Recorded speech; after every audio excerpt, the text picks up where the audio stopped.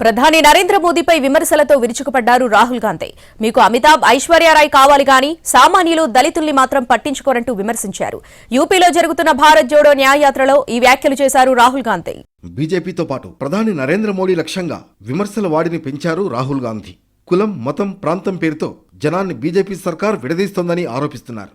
వెళ్లిన ప్రతి చోట ఇటీవల అయోధ్యలో జరిగిన భవ్య రామాలయంలో బాలరాముడి విగ్రహ ప్రతిష్ఠ అంశాన్ని రాహుల్ లేవనెత్తుతున్నారు. ఇప్పటి వరకు అదానీ, అంబానీలతో పాటు అమితాబ్ గురించే ప్రస్తావించారు రాహుల్.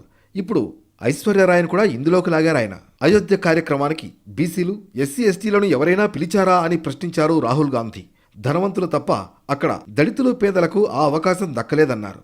దేశంలో అధిక సంఖ్యాక వర్గమైన బీసీలు, దళితులకు రాజ్యాధికారం దక్కకుండా మోడీ ప్రభుత్వం అడ్డుకుంటోందని ఆరోపించారు రాహుల్. దేశంలోని వ్యవస్థలన్నింటినీ కేంద్రంలోని మోడీ సర్కార్ భ్రష్టు పట్టిస్తోందని రాహుల్ ఆరోపిస్తున్నారు. మోడీ సర్కార్ జనాన్ని విడదీస్తోందని, తాను అందరినీ ఏకం చేస్తానంటూ భారత్ జోడో న్యాయయాత్రకు శ్రీకారం చుట్టారు రాహుల్ గాంధీ. ప్రస్తుతం ఉత్తరప్రదేశ్ రాహుల్ గాంధీ భారత్ జోడో న్యాయయాత్ర కొనసాగుతోంది.